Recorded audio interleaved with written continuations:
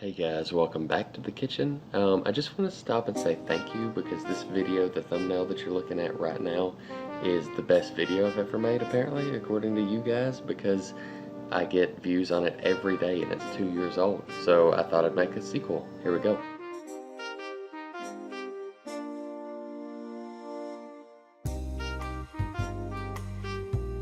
This first recipe is just a Salisbury steak and gravy, and I actually did this video a couple of weeks back with a hashtag collab, so I'm not going to go super in depth in it again. I'll just post a link to that video right here.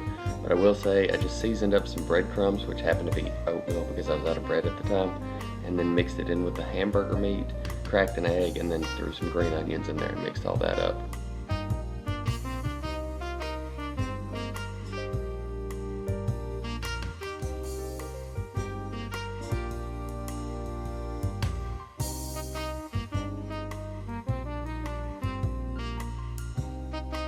Pretty straightforward here. After I get everything combined, I just divide it in 4 relatively equal patties and pat them out.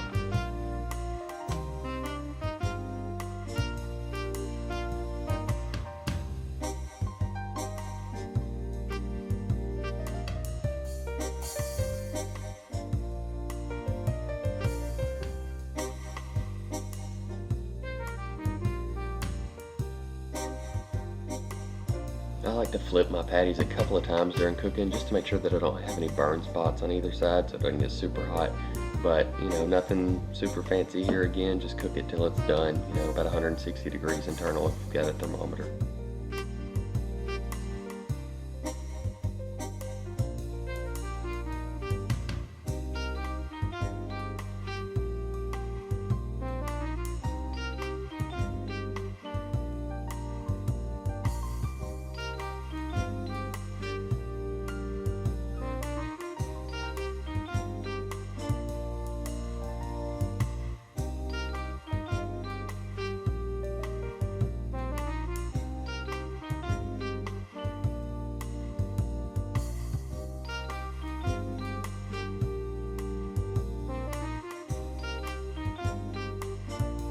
After that last patty comes out, skillet's still hot, I throw about a half a stick of butter in and get up all that good seasoning and stuff off the bottom, and then put equal parts flour in on top of that, so that'd be a 1/4 cup of flour for those of you that keep count and are good at math.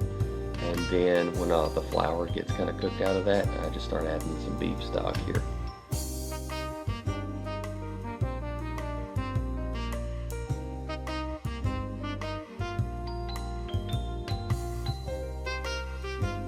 I do like to make my gravy just a little bit thin and then bring it up to a boil and then just let it simmer until it gets as thick as I like it.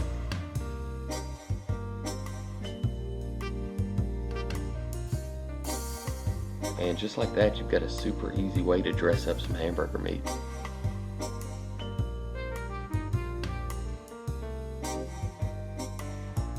Moving on, we've got like a deconstructed cabbage roll, and I'm just rough chopping some cabbage right here that we're going to get cooking here in just a second.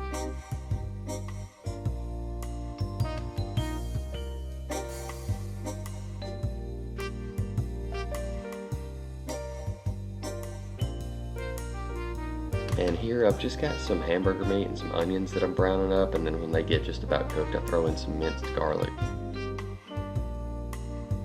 Here's a pretty cool tip too: if you've got some beef fat that's rendered down, you can just kind of scrape all the beef to one side and tilt the pan, use a paper towel to soak that up. And now we're just adding a can of diced tomatoes and a can of tomato paste here, and then we're just laying the cabbage down on top of this. You're going to salt and pepper this to taste, so, and you can do that whenever, but we're going to cover it so it cooks a little faster.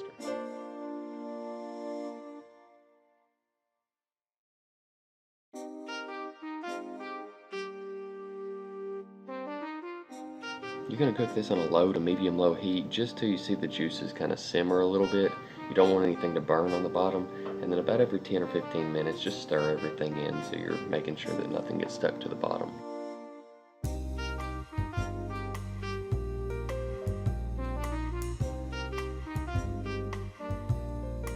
And just like that, recipe number 2 is in the bag.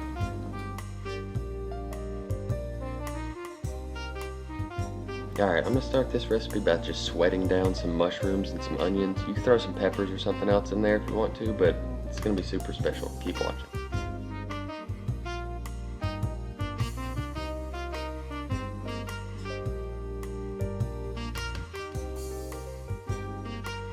These are actually going to be the filling to a stuffed meatloaf. So I know the term meatloaf probably turns a bunch of you off, but please keep watching to the end because I don't think you're going to be disappointed. I do go ahead and season these just a little bit, salt, pepper, garlic powder, just so they're well seasoned on the inside of this meatloaf.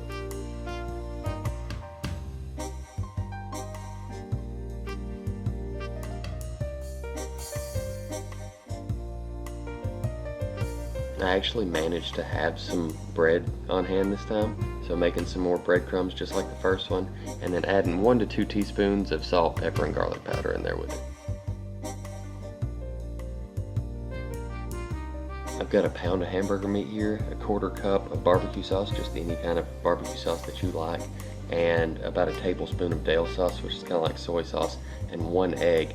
I should have either cut the liquid ingredients in half or doubled the breadcrumbs because, as you'll see later, the meatloaf was just a little bit too wet.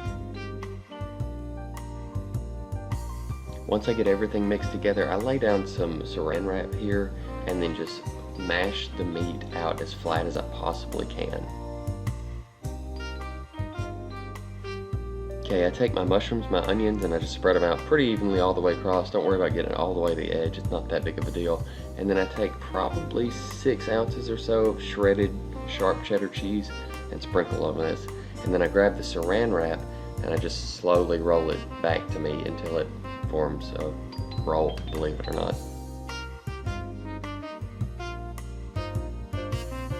Roll it up good and tight, try and get the ends sealed as good as you can, and then transfer it to a lightly greased, oven-safe dish.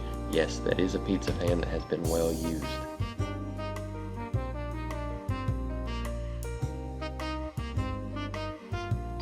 This is going to bake on 350 for 50 minutes. Take it out, take some more of that barbecue sauce, brush it across the top, and then put it back under broil for 4 to 5 minutes so that it caramelizes.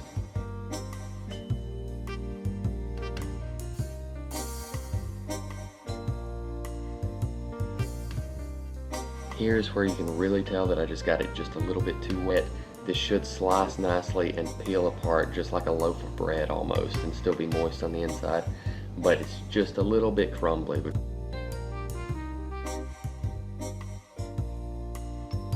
At any rate, this thing was still super delicious, as were the other 2 recipes, and I really appreciate y'all watching and I hope y'all enjoyed.